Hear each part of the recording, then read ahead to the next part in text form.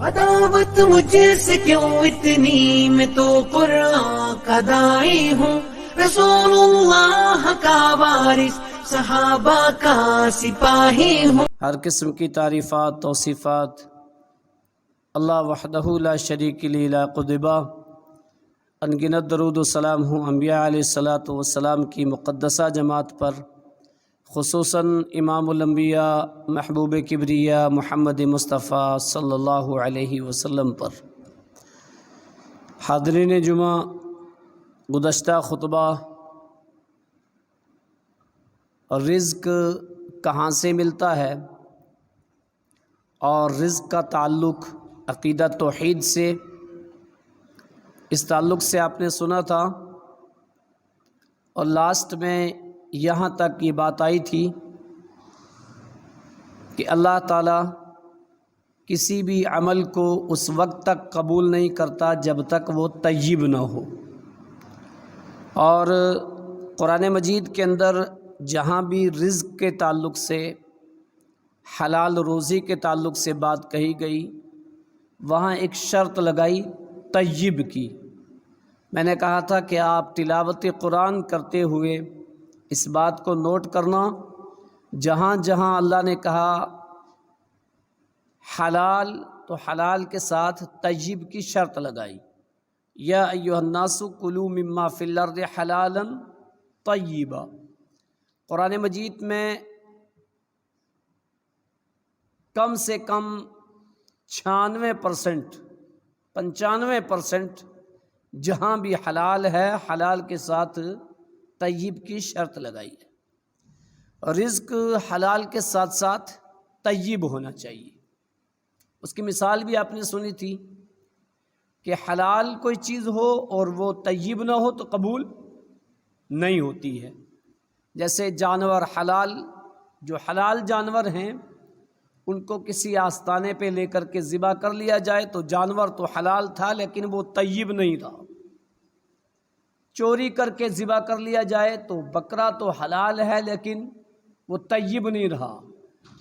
کوئی کمائی حلال طریقے سے کما کر کے اس طرح کی چیزیں کوئی اس میں داخل کر دی جائیں تو وہ طیب نہیں رہتی ہے، اور جب تک کوئی بھی چیز طیب نہ ہو اللہ کے ہاں قبول نہیں ہوتی ہے۔ اس تعلق سے صحیح مسلم کی کتاب الزکوٰۃ کی حدیث نمبر 1016 عن ابی ہریرہ رضی اللہ عنہ قال قال رسول اللہ صلی اللہ علیہ وسلم ان اللہ طیب ولا يقبل الا طیبا۔ ابو ہریرہ راوی حدیث ہیں، وہ فرماتے ہیں اللہ کے نبی صلی اللہ علیہ وسلم نے فرمایا اللہ تعالیٰ طیب ہے، پاک ہے، ولا يقبل الا طیبا، اور اللہ تعالیٰ پاک کو ہی قبول کرتا ہے۔ عبادت طیب ہوگی تو اللہ قبول کرے گا، کلمہ طیب ہوگا تو اللہ قبول کرے گا۔ جیسے کلمہ طیبہ، اس کا نام بھی کلمہ طیبہ ہے، اور طیبہ کیوں کہتے ہیں؟ اس لیے کہ وہ شرک سے پاک و صاف ہوگا تب طیب ہوگا، اور طیب ہوگا تو قبول ہوگا۔ الیہ یصعد الکلم الطیب والعمل الصالح یرفعہ، قرآن مجید کی آیت کہ پاک کلمات، طیب کلمات ہی اس کی طرف چڑھتے ہیں۔ والعمل الصالح یرفعہ، صالح عمل ہی اسی کے لیے آسمان کے دروازے کھلتے ہیں۔ تو طیب جب تک کلمہ نہیں ہے تو قبول نہیں ہے، عبادت نہیں ہے تو قبول نہیں ہے، حج نہیں ہے تو قبول نہیں ہے، کوئی بھی چیز جب تک طیب نہیں ہوگی تب تک قبول نہیں ہوگی۔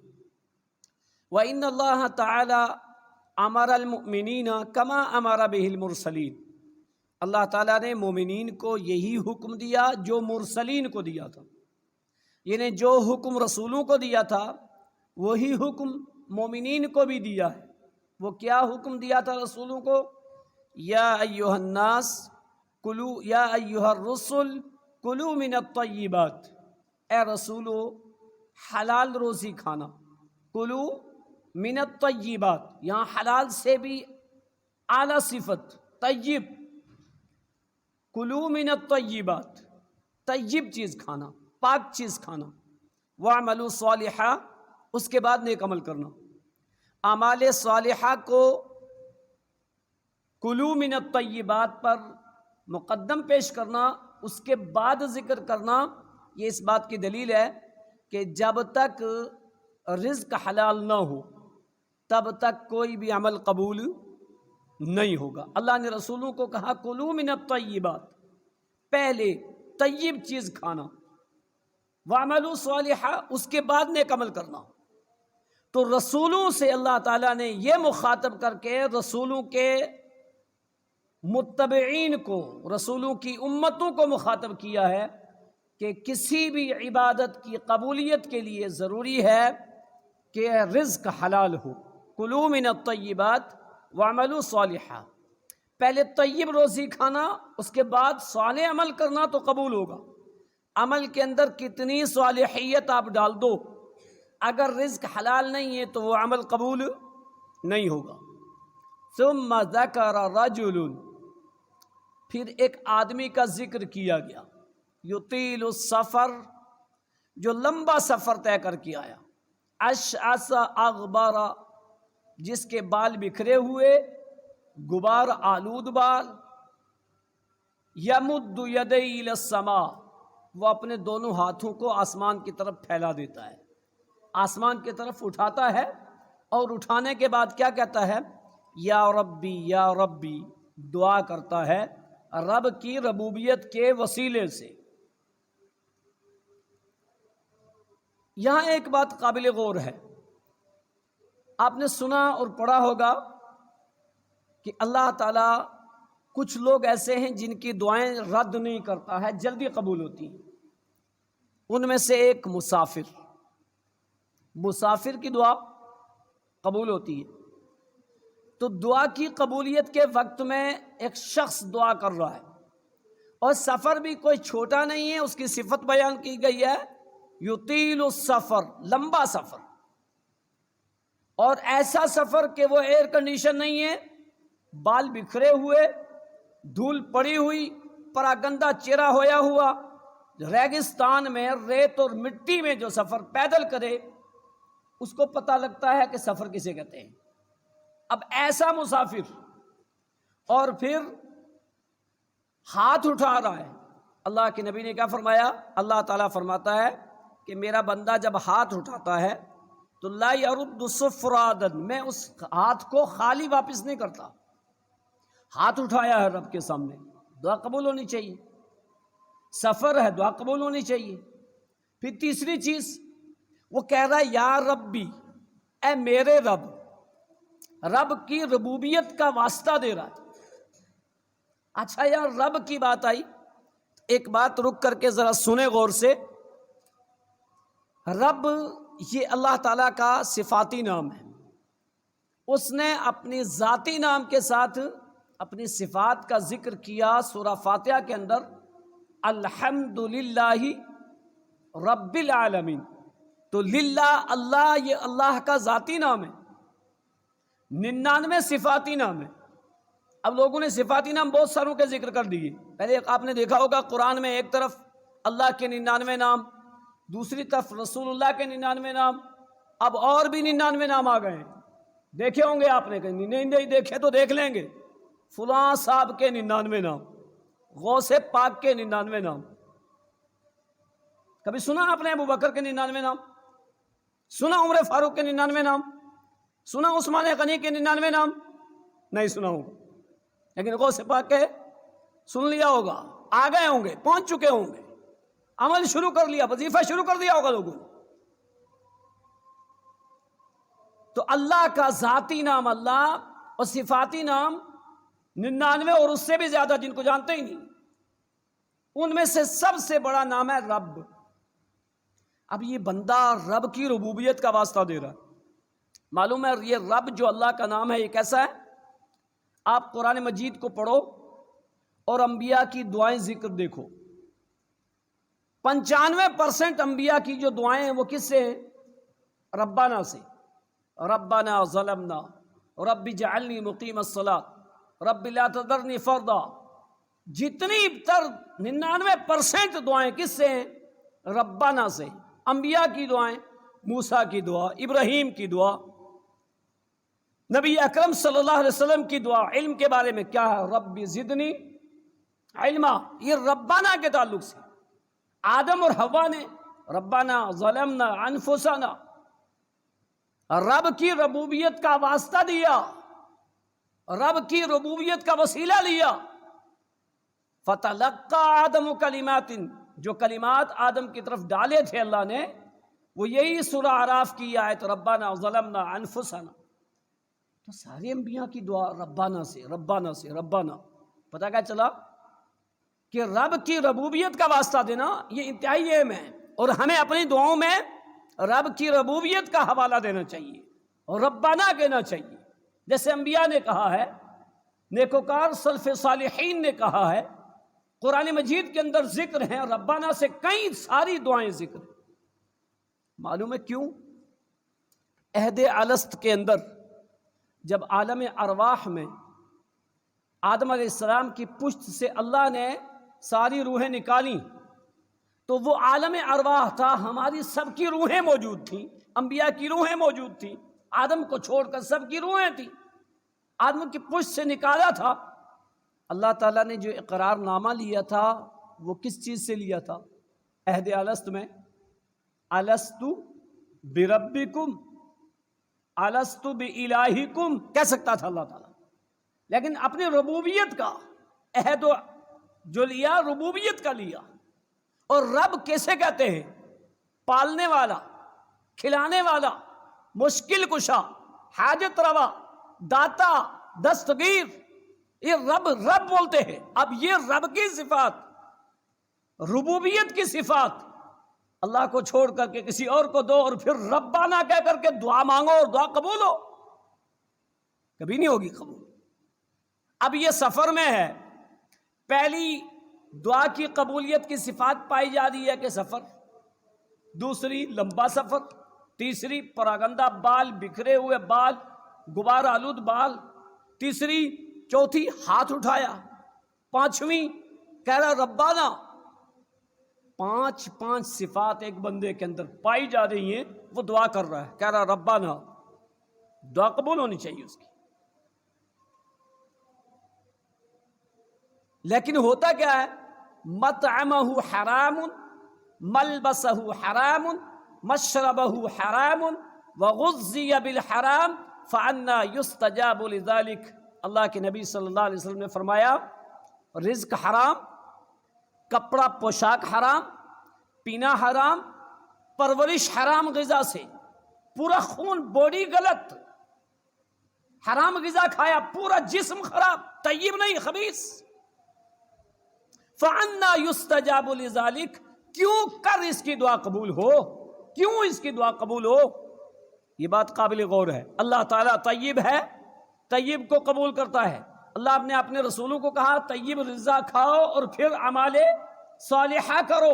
اللہ کے نبی صلی اللہ علیہ وسلم نے اس آیت کریمہ کے ذکر کے بعد اس حدیث کا ذکر کیا کہ ایسا شخص فَأَنَّا يُسْتَجَابُ لِذَلِكَ، اس کی دعا کیوں کر قبول ہو؟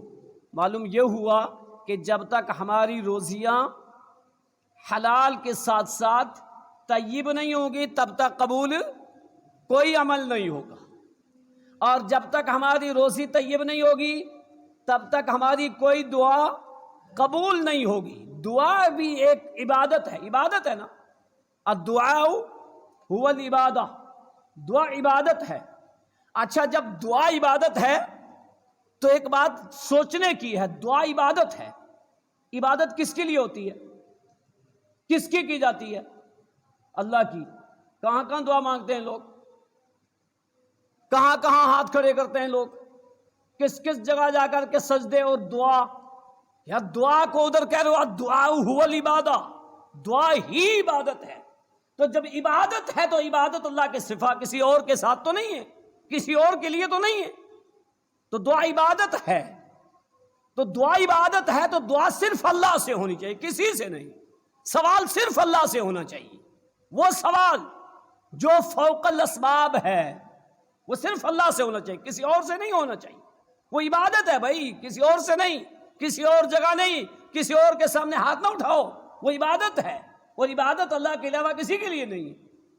تو دعا عبادت ہے، دعا بھی قبول نہیں ہوگی جب تک رزق حلال کے ساتھ ساتھ طیب نہیں ہوگا. رزق طیب ہوگا تو دعا بھی قبول ہوگی, ساری عبادتیں قبول ہوگی. ایسا تو نہیں ہے کہ ہماری دعائیں اسی وجہ سے قبول نہیں ہو رہی. ہم دعا کرتے ہیں قبول نہیں ہوتی. کیوں؟ رزق حرام کا ہوگا. لیکن ہمارا ذہن ادھر نہیں جاتا ہے. اصل بیماری جب تک پکڑی نہ جائے نا, آپ کتنے بھی درد کی دوائیاں کھاتے رہو, علاج ہونے والا نہیں ہے. اچھا ڈاکٹر کیا کرتا ہے؟ سارے ٹیسٹ کرواتا پہلے, وہ پکڑتا ہے بیماری کہاں ہے, بیماری کی جڑ پکڑی جائے, وجہ کیا ہے, آخر کیوں ایسا ہو رہا ہے. وہ پوری جڑ پکڑنے کے بعد پھر علاج شروع کرتا ہے. ڈاکٹر دوائی نہیں لکھتا جب تک کہ ٹیسٹ کی رپورٹ نہ آ جائے. پتہ نہیں ہم نے اپنے دین کو کیا سمجھ رکھا ہے. ساری چیزیں موجود ہیں, ہم اس اصل تک نہیں جاتے, اس کے سرچ نہیں کرتے, اس کا حوالہ نہیں دیکھتے, اس کو دیکھتے ہیں دین ہے بھی یا نہیں ہے. نہیں بس بتا دیا ٹھیک ہے, اب وہ غلط ہو یا صحیح ہو, علاج ہو یا نہ ہو, بس شروع کر دیا لوگوں نے. لیکن ڈاکٹر جب تک ٹیسٹ کی رپورٹ نہ آئے دوائی نہیں, اور وہی علاج بھی صحیح ہوتا ہے. ہماری سب سے بڑی خرابی یہی ہے, ہم کچھ بھی کر لیں, جب تک بنیادی وجہ کو نہیں پکڑیں گے تب تک کچھ نہیں ہوگا. دعائیں نہیں قبول ہو رہی ہیں, عبادتیں نہیں قبول ہو رہی ہیں. کیوں نہیں ہو رہی ہیں؟ یہ اصل وجہ کہ رزق حلال نہیں ہے. حلال ہے تو طیب نہیں ہے. تو جب تک رزق طیب نہ ہو تب تک دعا قبول نہیں ہوگی. اس تعلق سے ایک حدیث سنیے.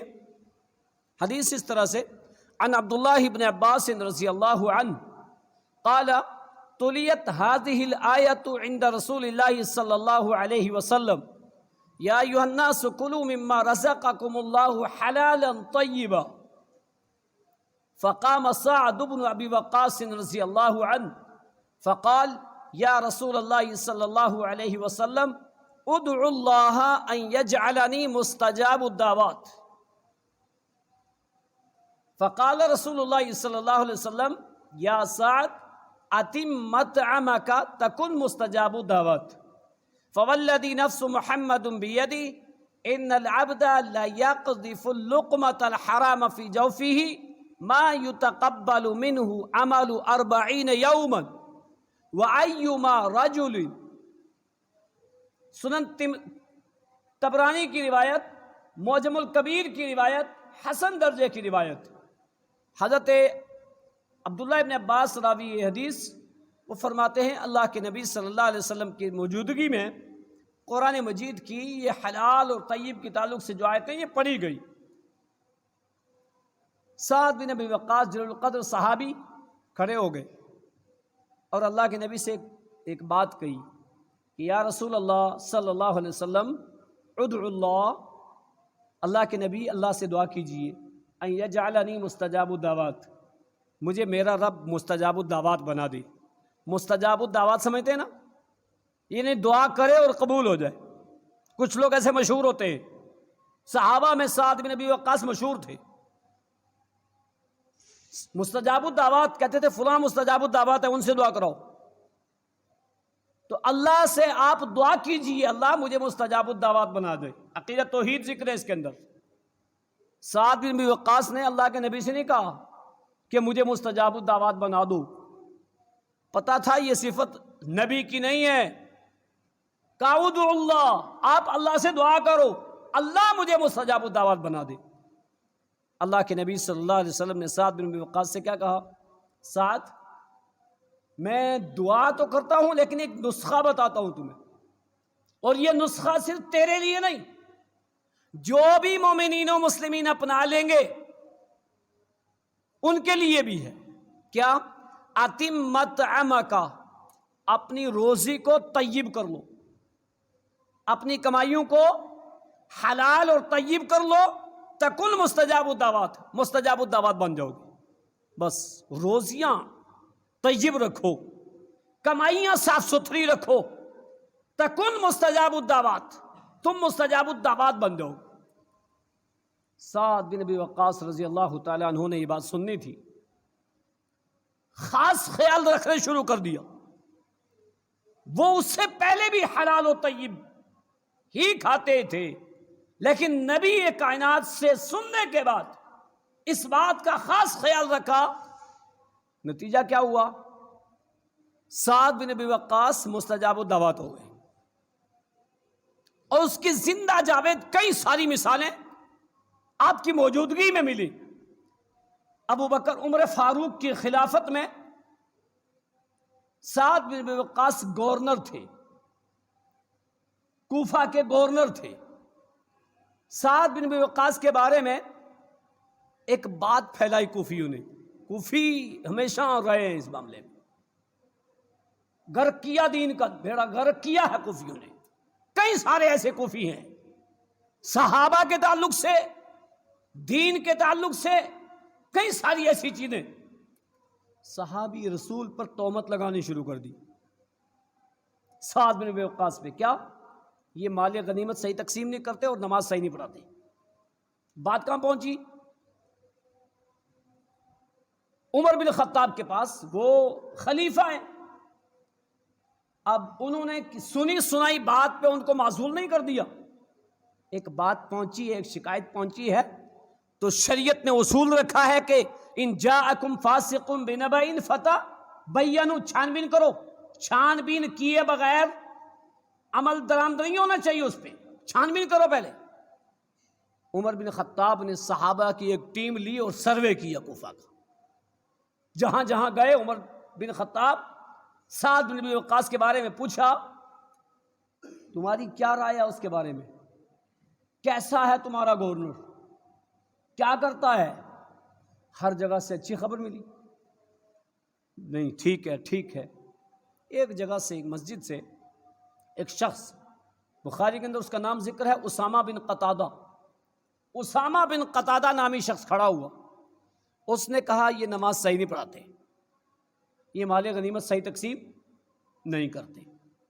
عمر بن خطاب نے سعد بن ابی وقاص سے کہا کہ سعد یہ کیا کہہ رہا ہے؟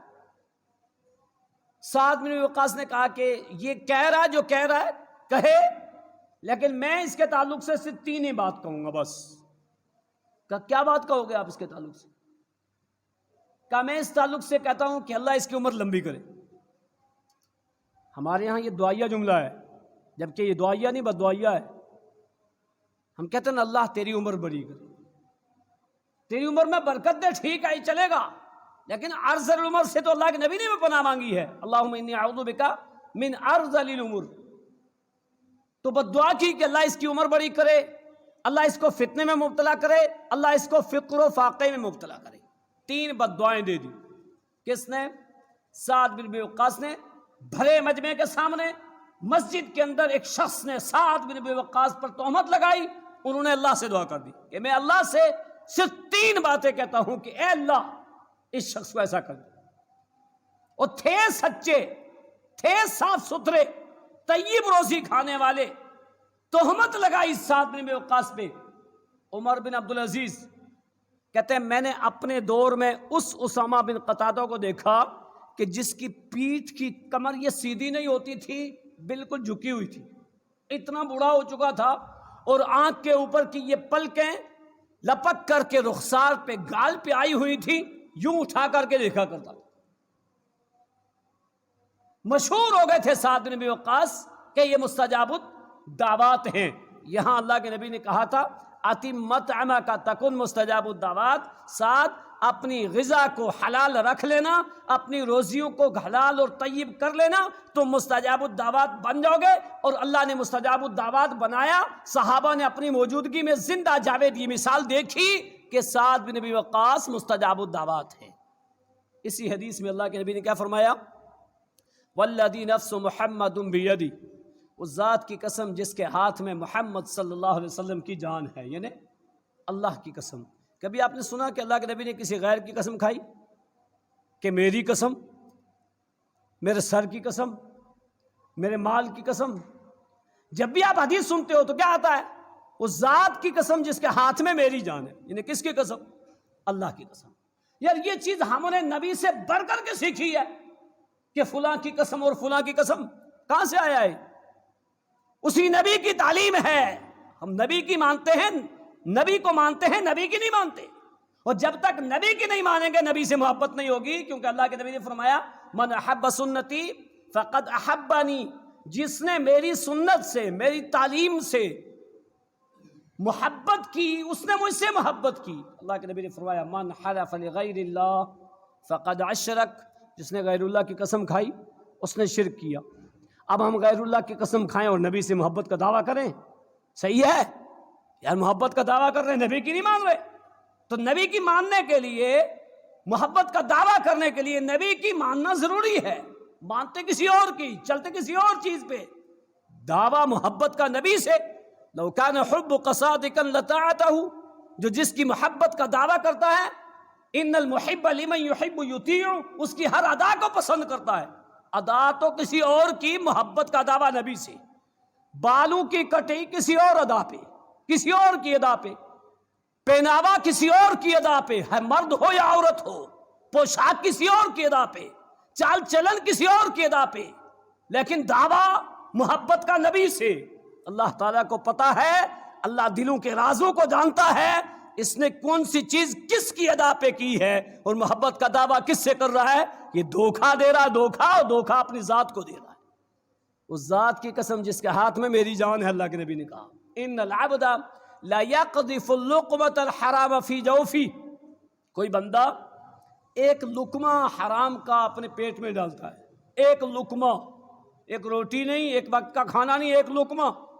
ما يتقبل منه عمل 40 یوما، 40 دن کی عبادت قبول نہیں ہوگی. ایک لقمہ ڈال دو، 40 دن کی. اللہ نے سختی سے قرآن میں روکا. قرآن میں بے شمار ایسی آیات. یا ایھا الناس کلوا مما فی الارض، کلوا مما فی الارض حلالا طیبا ولا تاکلوا اموالکم بینکم بالباطل، باطل طریقے سے مال نہ کھاؤ ایک دوسرے کی. وتدلوا بها الى الحکام لتاکلوا فریقا من اموال الناس وانتم تعلمون، تم دوسرے کا مال ہڑپنے کے لیے دوسروں کو رشوت بھی دیتے ہو، دوسروں کا حق ہڑپنے کے لیے. قرآن نے کہا وَتُدْلُوا بِهَا إِلَى الْحُكَّامِ، حکام کی طرف تمہاری لفافے جاتے ہیں، تمہاری شورشیں جاتی ہیں رشوت کی. کس لیے؟ لِتَأْكُلُوا فَرِيقًا مِنْ أَمْوَالِ النَّاسِ، تاکہ فلاں کا مال ہڑپ لیا جائے، فلاں کا پلاٹ ہڑپ لیا جائے، فلاں کی زمین ہڑپ لی جائے. وَأَنْتُمْ تَعْلَمُونَ، تم جانتے ہو، تم جانتے ہو میں جو کر رہا ہوں یہ غلط ہے. حدیث میں پہچان بتائی ہے، مَا حَاكَ فِي صَدْرِكَ، تیرے دل میں جو کھٹک جائے، الاسم ما حاک فی صدرک، جو تیرے دل میں کھٹک جائے وہ گناہ ہے. کھٹکا تو ہے لیکن کوئی بات نہیں، فلاں جج اتنا لے لے فیصلہ ایسا کر دے، فلاں وکیل ایسا کر لے فیصلہ ایسا کر دے، فلاں ایسا کر لے یہ کر دے. قرآن میں آیات ہے، خبردار باطل طریقے سے مال مت کھانا. وَتُدْلُوا بِهَا إِلَى الْحُكَّامِ، حکام کی طرف رشوتیں نہ لے کر کے جانا. ہمارا کوئی کام بغیر رشوت کے ہوتا ہی نہیں.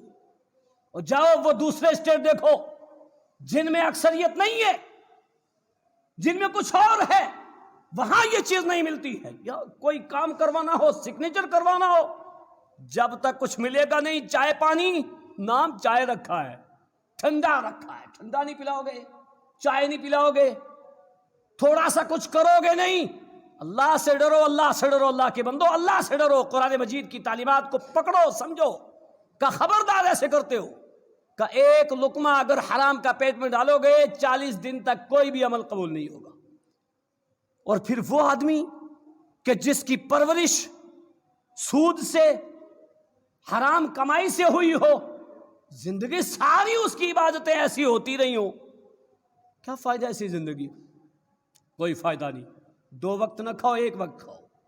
3 ٹائم نہ کھاؤ، 2 ہی ٹائم کھاؤ. 4 روٹیاں نہ کھاؤ، 2 ہی کھاؤ، لیکن کھاؤ وہی جس سے صحیح جسم رہے. دنیاوی لحاظ سے ڈاکٹر جس چیز سے پرہیز بتا دینا، جسم بڑا پیارا ہے، وہ بیماری سامنے دکھتی ہے نا، نہیں مجھے شوگر ہے، مجھے میٹھی چائے نہیں.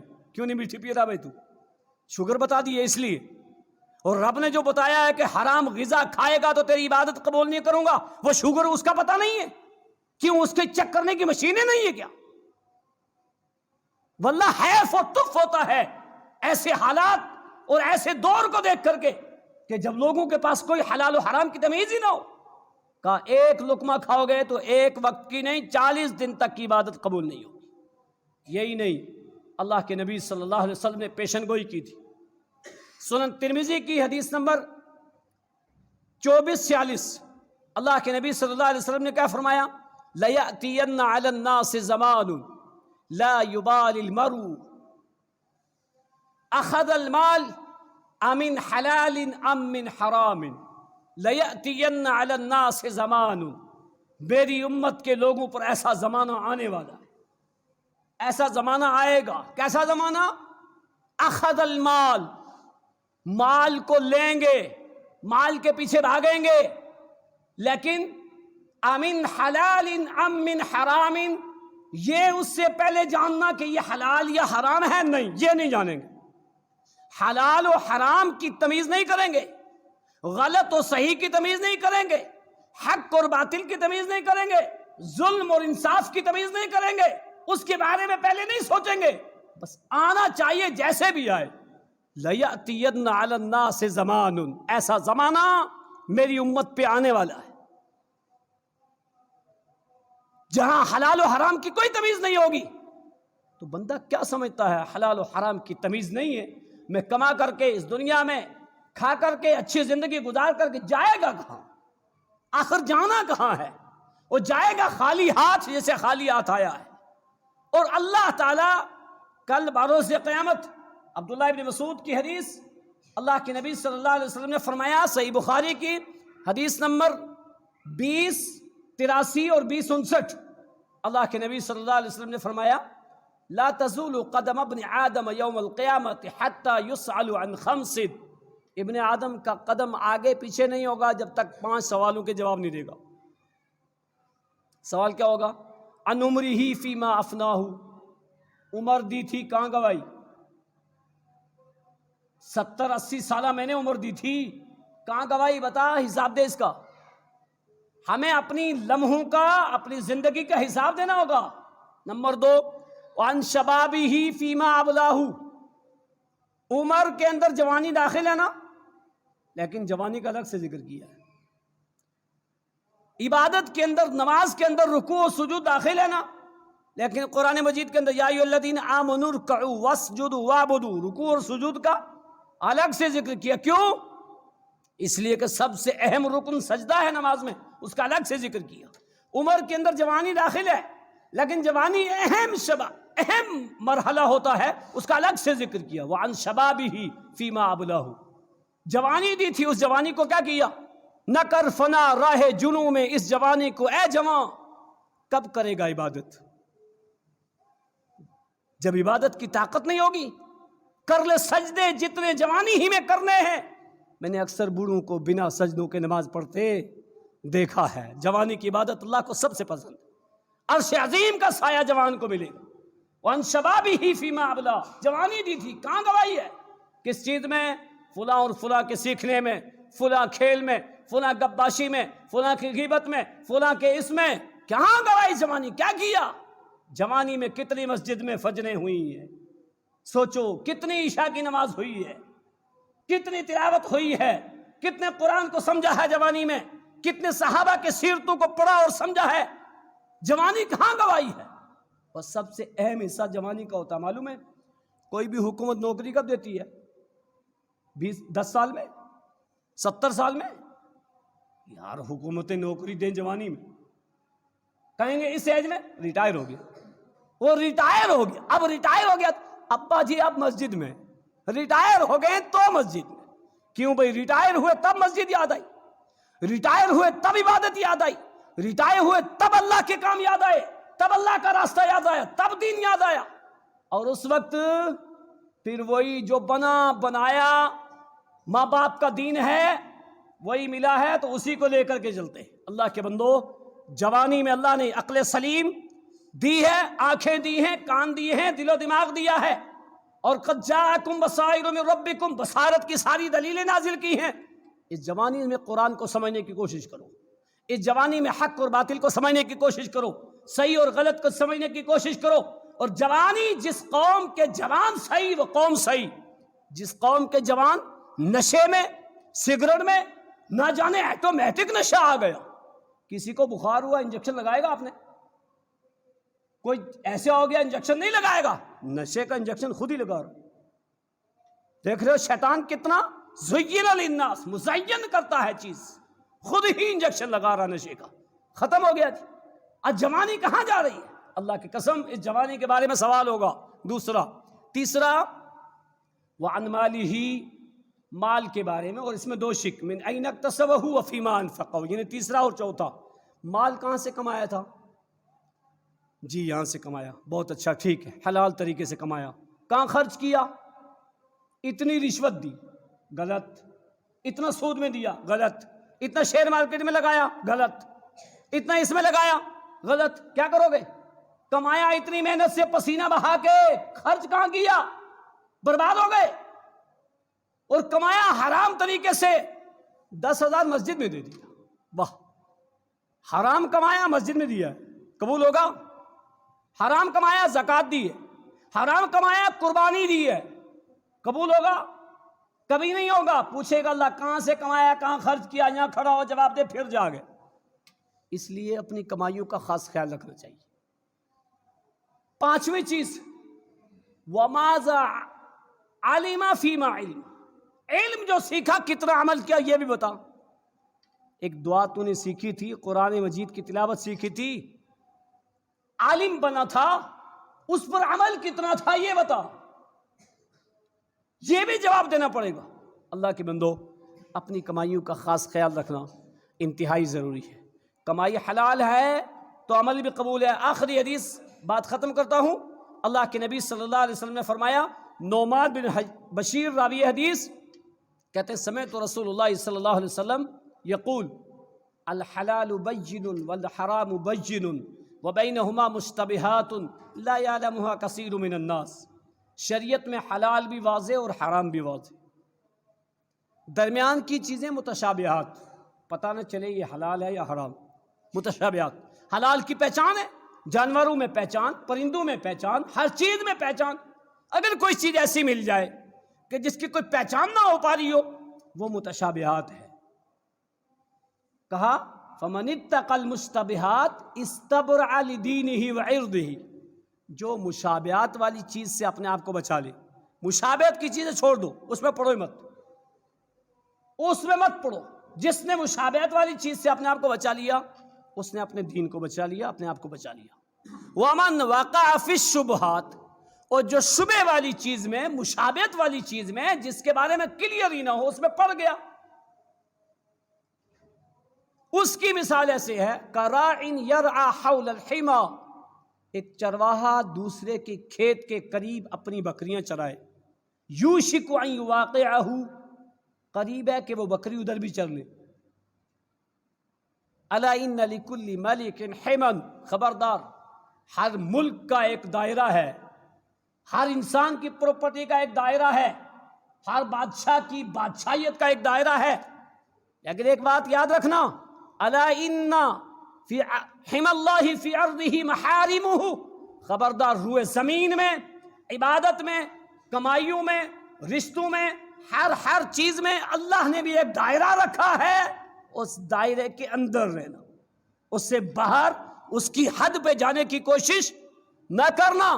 الا ان فی الجسد مضغہ اذا صلحت صلح الجسد کلہ، خبردار انسان کے جسم میں ایک حصہ ہے، وہ صحیح تو سارا جسم صحیح، وہ خراب تو سارا جسم خراب. یہ ایک جملہ آپ نے ہمیشہ سنا ہوگا، ان فی الجسد مضغہ اذا صلحت صلح الجسد کلہ واذا فسدت فسد الجسد کلہ، کہ جسم میں ایک حصہ ہے وہ صحیح تو سارا جسم صحیح، وہ خراب تو سارا جسم خراب. الا وہی القلب، خبردار وہ دل ہے. وہ کیا ہے؟ دل ہے. رواہ البخاری فی کتاب الایمان. اس پوری حدیث کے اندر نہ تو شرک کی شین ہے، نہ توحید کی تا ہے، لیکن امام بخاری نے اس کو کہاں؟ کتاب التوحید میں بیان کیا اور کتاب الایمان میں. معلوم ہے کیوں؟ رئیس الفقہاء ایسے ہی نہیں تھے امام بخاری، ایسے ہی نہیں تھے کہ آج سارے کہے اصح الکتابی بعد کتاب اللہ تحت عدیم السماء، آسمان کے نیچے زمین کے اوپر قرآن کے بعد سب سے صحیح کتاب اگر کوئی ہے تو بخاری ہے۔ دعویٰ سارے کریں گے لیکن عمل وہ دیکھیں گے ہم کیسے کرنا ہے، عمل کی ایک الگ چیز ہے لیکن دعویٰ سب کا ہے۔ تو امام بخاری نے کتاب التوحید میں اس کو کیوں بیان کیا، کتاب الایمان میں کیوں بیان کیا، حلال و حرام کی بات؟ معلوم ہے کیوں؟ انسان جو غذا کھاتا ہے نا، کھانے کے بعد جگر پیستا ہے، فضلات بیکار کی چیزیں پیشاب کے راستے نکل گئیں، اور جگر نے پھر کیا بنایا؟ بلڈ بنایا۔ کس کو دیا؟ قلب کو دیا، دل کو۔ دل نے کیا کیا؟ پائپ لائن کی طرح پورے جسم میں بھیج دیا۔ ناخن کے نیچے ادھر سے دیکھتے ہیں بلڈ ہے یا نہیں، آنکھ ایسے کر کے دیکھتے ہیں بلڈ ہے یا نہیں، کہاں کہاں پہنچایا؟ پورے جسم میں پہنچایا نا۔ اور وہ جو غذا جس سے وہ بلڈ بنا تھا اگر وہ حرام کی ہے تو پورا جسم کیا ہے؟ پچھلے خطبے کا وہ طیب لفظ جو جس پہ تفسیر ہوئی تھی وہ یاد رکھنا۔ اب پورا جسم طیب ہوا؟ نہیں ہوا۔ فرشتے روح قبض کرتے ہیں تو الذین تتوفاہم الملائکۃ الطیبین، یہ تو طیب ہے ہی نہیں، طیب ہی نہیں ہے، پورا جسم خراب ہے۔ جب پورا جسم خراب ہے تو عبادت قبول ہوگی؟